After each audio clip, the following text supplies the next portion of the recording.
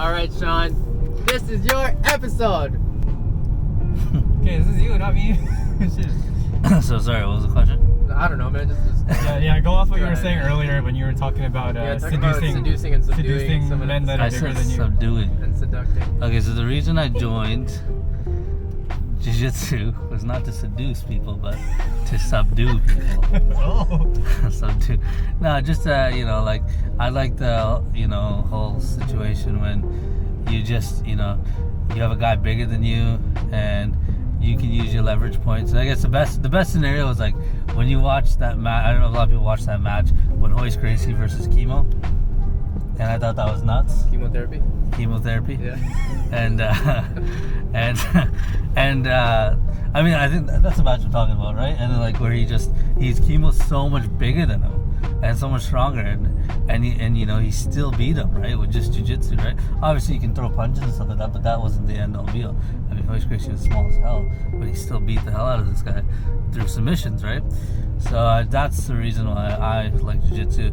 And it's no joke. You don't just get a black belt in a year or 2 years, which is a lot of different types of martial arts. You can do that, and it's just a big show. It's a big facade. But with jiu-jitsu, it's like the real deal. Like it takes you 20 years plus to get or let's say 10 years to like 15 years to even get a black belt. Right, depending on who's teaching you, how often you train, right, things like that. And then like to get even further than that, it just takes forever. It's like a lifetime thing, right? So that's the reason why I joined. It was just the real deal. You know what I mean? It wasn't a joke. And that's kind of my backstory of why I decided to do jiu-jitsu. Well, I think the reason I came back was, the first reason, like I stopped, right, and I had like obviously like there was just some family issues and stuff, but I stopped, and I shouldn't have stopped, but I did, and it was like I did it for like 2 years, do West Coast Brazilian Jiu-Jitsu in the Don Whitefield. It was on like Kingsway and Joyce area, and then I just I realized, like, after seeing you posting that stuff on Facebook. Yes, Gracie Barra, come by. It'll be fun. Hey, Gracie Barra, you'll like it. Come down, you'll have a great time. And I was like, shit, Josh is doing it. Did you like it and have a great time? Yeah, of course. Oh, shit. Like I was saying. So, yeah, I just saw Josh doing it. I was like, this is great. It's an opportunity to get back into it. I did it before. Why can't I do it again? What's stopping me? And, and then the rest was history. And then now I don't see myself ever leaving anymore. All right, well, it's documented. Just in case he leaves again. You won't find me. Tilt in a bit, Jordan. Oh, okay, magic trick. Alright, it's Josh's, so what I'm gonna do. Oh, damn, it's Jordan. All right, so how do you feel about the culture of Gracie Barra New West? Well, to be honest, like I don't know any other Gracie Barra, but from when I went to when I was at the other Brazilian Jiu-Jitsu place, I mean, there were just, it wasn't really a family, I guess, brotherhood, sisterhood type of environment. It wasn't as much, like, there were people that were just taking it so way too seriously that it was like, it was always a competition. It was always like who could choke out who and stuff like that. But I mean, don't get me wrong, not every class was like that. I mean, there were classes where it was great. There were people that were nice there, but there was a select few that it was kind of like, they were just there for the competing aspect. But it's like, hey man, we're everyday people just trying to train. I don't want to be hurt tomorrow, things like that. But over here, the way Raz has it set up is it's not about the money, it's about the people. So it's really good to have a professor, coach that doesn't necessarily think about the money and just thinks about the family environment, the people, and just good, learning, good fun jiu-jitsu. You want to compete, great. We'll have competition classes for people, but everyone should just be cool, calm. Let's focus on technique and let's not try and hurt each other, right? We all have lives outside of it too. So yeah, I'm very, very, very happy with the way it is in Gracie Barra New West, and I definitely recommend it to anyone.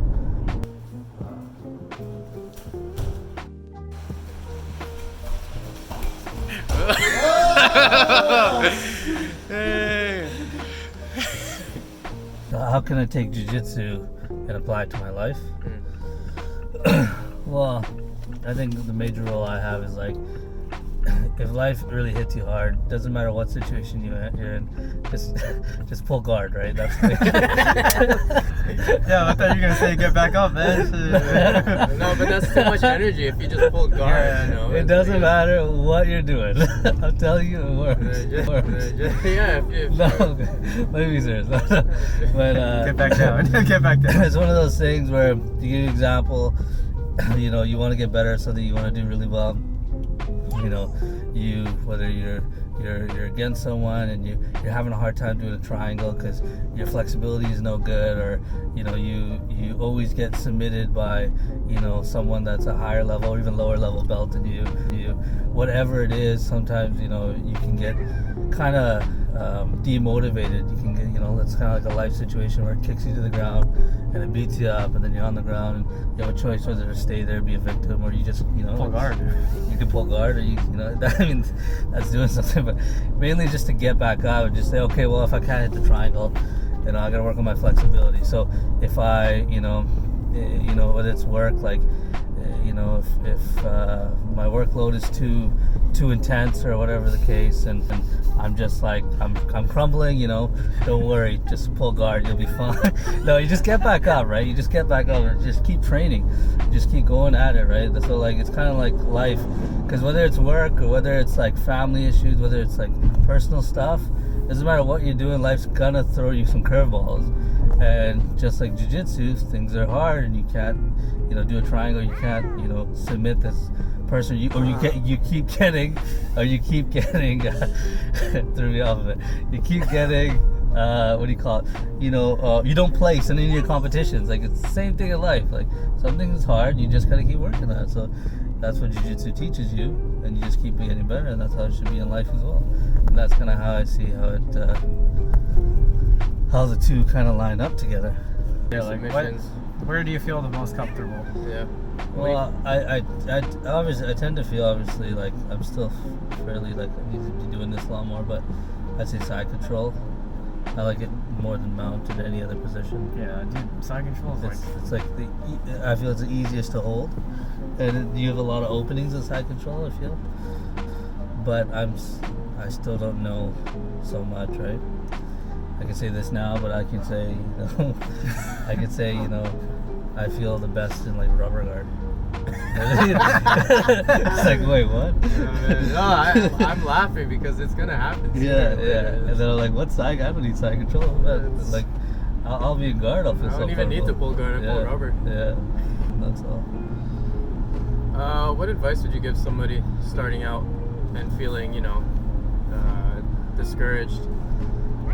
Say just keep getting choked out and keep getting submitted and keep getting pressure put on you, and then one day like something will change and you'll be able to get out, and it'll be so worth it.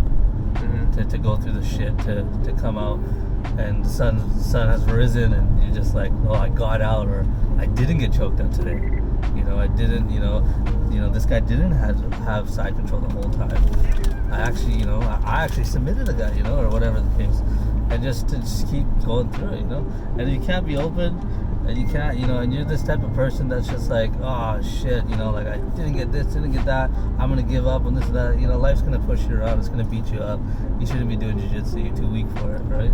I think you need to really have a good mindset, open-minded person, take the beatings, get choked out, have a good time, give everyone a hug, and just keep coming back. Everyone hug. Yeah, everyone. Well, thanks, Sean. Hey, thanks for having me. Yeah. So this is Sean, you guys. Jump out the I don't think you're gonna dive out of the window, actually. With the seatbelt on still. Yeah, with the seat heated.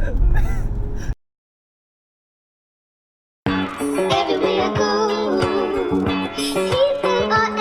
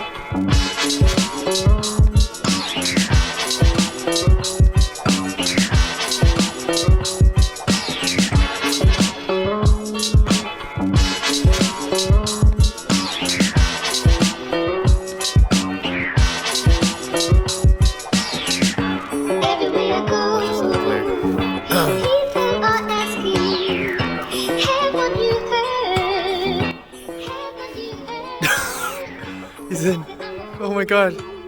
Oh my god. Oh, he did it. Yes. Alright, so this is Jordan Camp. Inside the Sean's house. Oh, this is right around here, man. Yo, I did it, man! Alright, yeah, but the question is, how are you gonna get out of the house? Okay. Teamwork, man. Yeah, thanks for grabbing my ass, Sean. That concludes our episode of Sean, man. How do you feel about returning back home? You know, I probably couldn't have gone in without my man guy Jordan here. That's true. Yeah. He was the real MVP today. Yeah. Most valuable to North. Sometimes you gotta rely on your friends, you know, you can't do it all yourself. So yeah, life lesson right there. Shout out to Butterscotch too.